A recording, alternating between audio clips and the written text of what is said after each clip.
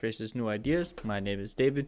If you like the channel and you want to support me, please like and subscribe or follow me on Twitter at Faces Ideas.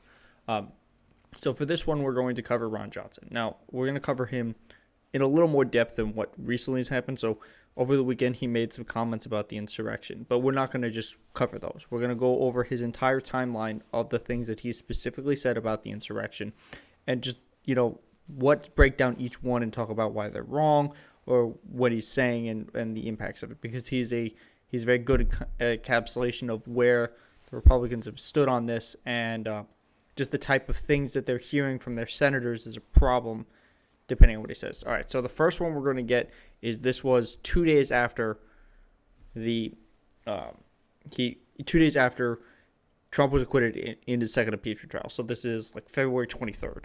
I can double check. This says, okay, let's double check. It says February 15th. Okay. All right. The other one is the 23rd. All right. So 2 days after members of the Senate acquitted Donald Trump, he went on a tour of the state. So he's the senator from Ohio, I believe he is. And he said this. So it says, "This didn't seem like an armed insurrection to me. I mean, armed, when you armed, don't you think of firearms? Here's the question I'd have liked to ask. How many firearms were confiscated? How many shots were fired? I'm only aware of one, and I defend the law enforcement officer for taking that shot. It was a tragedy, okay, but I think there was only one." So now, this is a whole lot of misleading statements. The one shot he's fired is that one officer who fired a shot that killed the woman who died at the Air Force officer who was part of the insurrection, who was trying to break into where the senators and the Congress people were, and they saw the gun and they just kept trying to do it anyway, so he fired a warning shot and it happened to kill her. So as far as we know, that was the only thing. Now, as for armed, this is a very strange way to describe what actually is armed, because they had weapons. Because this is part of the argument. They would argue that Antifa at some of these other BLM rallies was armed because they brought shields. Well, they had shields, they had baseball bats, they had tasers, they had zip ties, they had apparently bear level sprays, like pepper sprays, and there was a stun gun that they took from an officer that they used themselves. Even that one officer who they took it from, he said, "Look, I thought if I fired my gun, they were going to take my gun from me and then use it to kill me with," which was something they were chanting. So yes, in this narrow definition of what armed is, he's saying there's no arms, but that's because we don't know, because not everyone has been arrested, and some of the people who were arrested coming to there has had massive amount of firearms. Let's see if this particular article. Okay. Lonnie Kaufman, an Alabama man accused of bringing with him to Washington multiple firearms, 11 Molotov cocktails, a crossbow, smoke bombs, and a stun gun. So he was one of the people there when they arrested, what was his name? Ricky Torino, the Proud Boy. He was at a different event. He had guns. There's a lot of people who they've arrested after who've had massive amount of firearms. So just because there wasn't a firearm does not mean this was an armed insurrection. If you imagine the tables were turned and it was a whole bunch of BLM protests, which is something we'll get to, and they had these type of things at one of the BLM protests or whatever's continuing to go down in Portland, they would say, okay, well, they're armed, but it doesn't count for him. So that's where he's saying this was February 15th.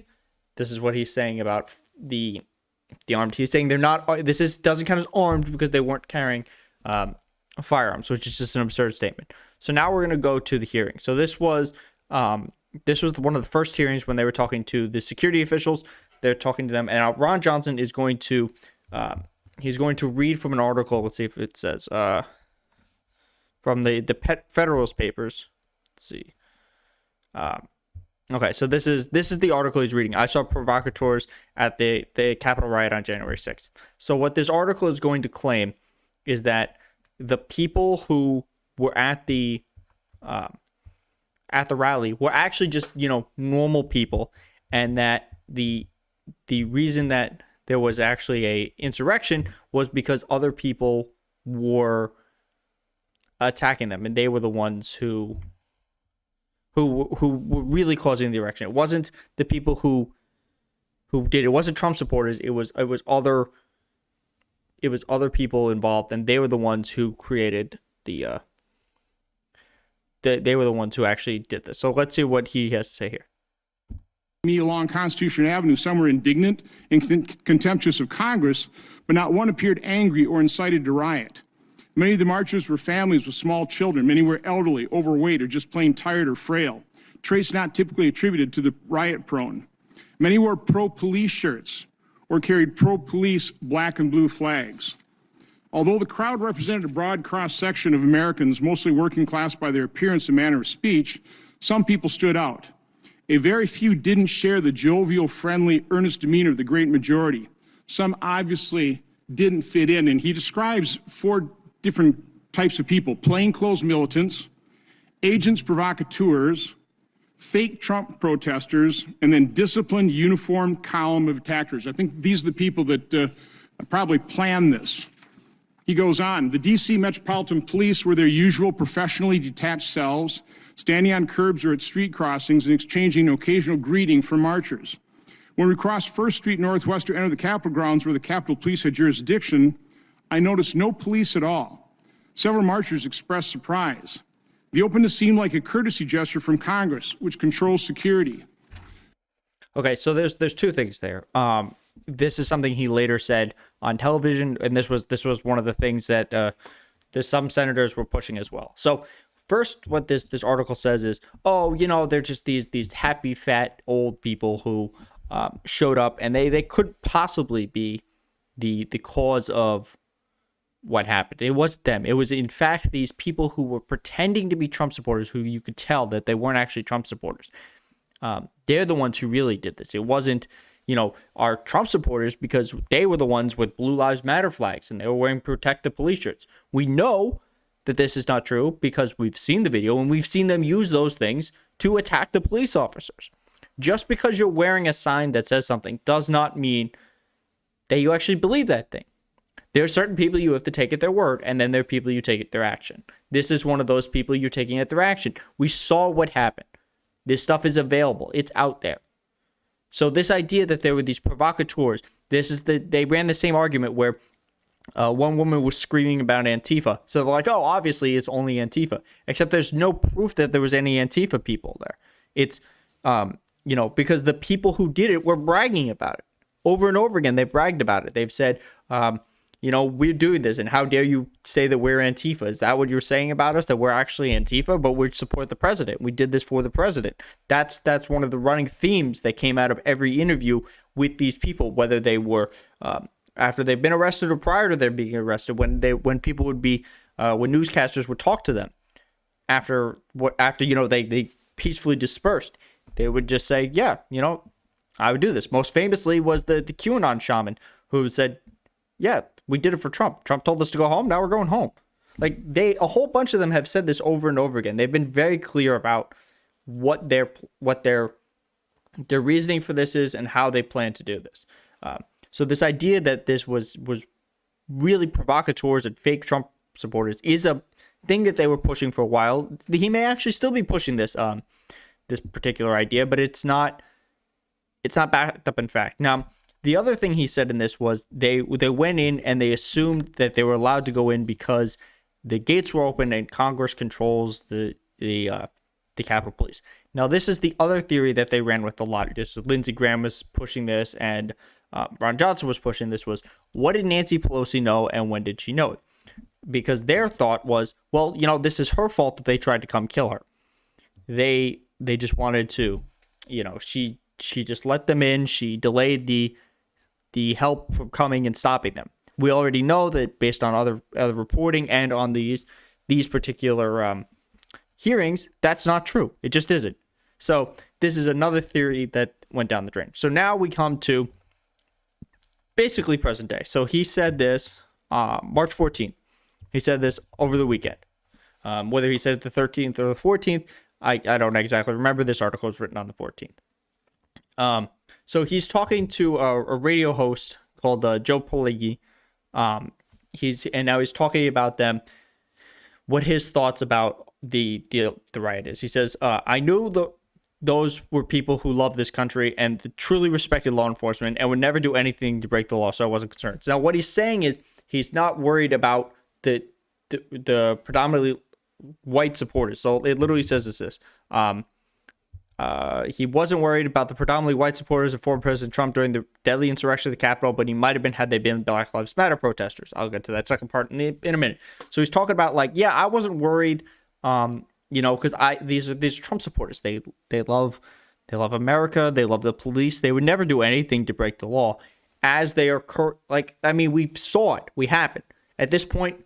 There have been over 300 people arrested. The FBI and the DOJ just came out and said this could be the largest investigation they ever do for having over 400 potential people arrested for this type of thing. So this idea that they would never do anything to break the law is just not true. Just because you say that does not be true. Now here's the part that got a lot of people angry and is an incredibly crazy statement.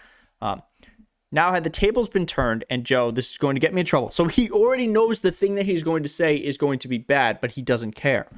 Had the tables been turned and President Trump won the election and tens of thousands of Black Lives Matter and Antifa, I might have been a little concerned. So that's what he's referring to. So he's saying that, if we'd flipped the tables and Joe Biden and Donald Trump had won the election and Joe Biden had spent months and months and months and months and months lying about it and saying that he actually won the election and then held a massive rally saying that you can't take back the country, you have to fight for your country, they're going to steal the country from you, you actually won this election, and it had been Black Lives Matter and Antifa, because as you know, Black Lives Matter and Antifa are incredibly dangerous. That's their argument, is that these people are the ones who are the real lawbreakers, even though Antifa is a body count of 2, maybe. I know at least one. One was there was the one protest where the guy, he felt threatened and he killed one of the Trump supporters, and then the FBI just wiped him out. They found him and they just lit him up.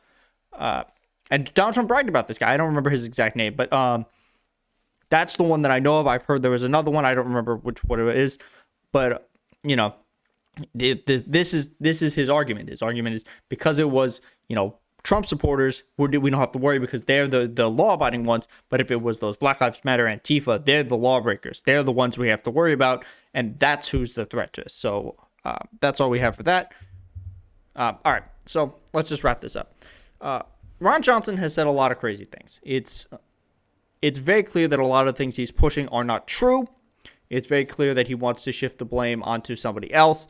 It's very clear that he is advocating and he is pandering to the lowest and worst part of his base, which is the people who attack the Capitol. It is this white supremacist base that they have cultivated. It is this angry grievance base that he wants. This is not a good look. It is not good. He will say more things about this. I think it's still currently up in the air whether he will run, but the more he says these type of things, these things aren't disavowed by other Republicans. They remain talking points for them. That you have to, say, because look, Democrats are saying the baseline for us to start a conversation to work with Republicans is they have to agree that the election was fair and that Joe Biden was the correct and winner of the election, which he was, because as I've gone over from even just PragerU or the Heritage Foundation's own information, there's not enough election fraud to prove that it would have shifted the election. Or was there anywhere enough, or ever, there hasn't been enough election fraud ever to have shifted this election, much less in this particular election. So that's the end of this video. If you like what I do, please like and subscribe. Please follow me on Twitter @FacesIdeas, and I will see you in the next one.